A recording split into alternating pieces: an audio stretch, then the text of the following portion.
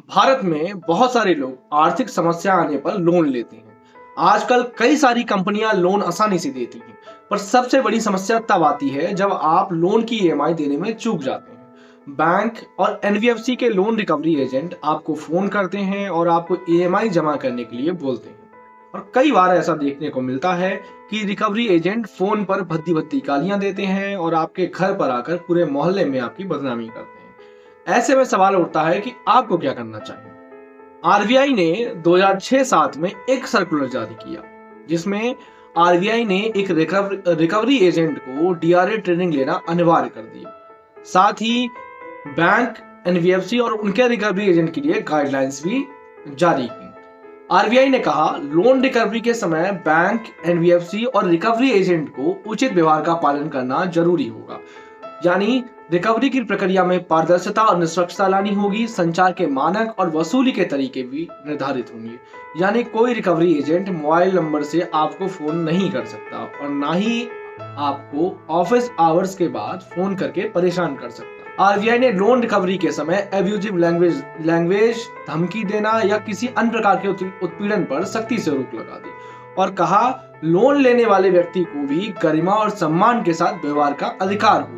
RBI ने कहा कि बैंक और एनबीएफसी और उनके रिकवरी एजेंट किसी भी व्यक्ति की व्यक्तिगत जानकारी को गोपनीय रखेंगे। किसी भी समय अन्य व्यक्ति को आपके लोन से संबंधित किसी भी जानकारी के बारे में नहीं बता सकते और बिना अनुमति के आपके लोन अमाउंट के बारे में आपके परिवार के सदस्यों को भी नहीं बता सकते। लोन रिकवरी की प्रक्रिया से संबंधित शिकायत उठाने का अधिकार भी आरबीआई ने दिया और कहा, इन शिकायतों के निवारण के लिए बैंक और एनबीएफसी के पास एक प्लेटफॉर्म होना अनिवार्य है। यानी आप रिकवरी एजेंट के द्वारा की गई गतिविधि के रिकवरी एजेंट को उचित पहचान रखना अनिवार्य है और कानूनी ढांचे के अंदर काम करना जरूरी है। यदि वे गलत करते हैं तो उनकी शिकायत पुलिस से की जा सकती है। जो आरबीआई ने कहा, दिशा निर्देश देते हुए कहा, वसूली प्रक्रिया निष्पक्ष होनी चाहिए। वसूली के लिए समय एजेंट किसी प्रकार का अत्याचार, जबरदस्ती या बल का प्रयोग नहीं कर सकते।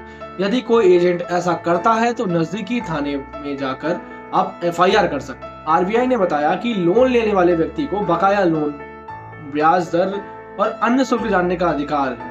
8वां, बैंक और एनबीएफसी को लोन सेटल करने के लिए उधारकर्ता को प्रोत्साहित करना चाहिए। यानी यदि आप लोन का पूरा पैसा देने में सक्षम नहीं है तो लोन को सेटल करने की प्रक्रिया की जानकारी भी देनी जरूरी है। अब बात आती है कि उधारकर्ता के पास में अपने अधिकारों की रक्षा करने के लिए क्या तरीके हैं।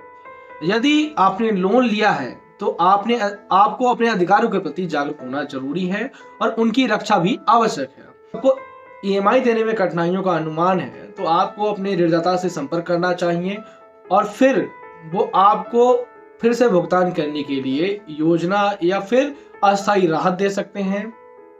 लोन लेते वक्त लोन एग्रीमेंट को ध्यान से पढ़ना चाहिए। विशेष तौर पर डिफॉल्ट और रिकवरी से संबंधित नियमों को लोन को जरूर पढ़ें। लोन संबंधी सभी दस्तावेजों और बैंक या एनबीएफसी के साथ किए गए पत्राचार का रिकॉर्ड भी जरूर रखें, क्योंकि ये बाद में आपके लिए उपयोगी हो सकते हैं। यदि आपको लग रहा है कि रिकवरी के दौरान आपका उत्पीड़न हो रहा है और अधिकारों का उल्लंघन हो रहा है तो अपने कानूनी सलाहकार से मिलकर कानूनी कार्रवाई जरूर करें।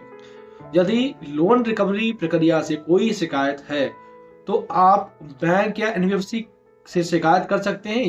यदि फिर भी आपकी समस्या का समाधान नहीं हो रहा है तो उच्च अधिकारियों या नियामक निकायों से भी शिकायत कर सकते हैं। अगर आपको ये वीडियो अच्छा लगा हो, आपको लग रहा हो ये जानकारी कुछ इंफॉर्मेटिव है, तो आप इस वीडियो को शेयर कर सकते हैं, हमारे चैनल को सब्सक्राइब कर सकते हैं, ताकि और भी आपको इसी तरह की नॉलेज वाली वीडियो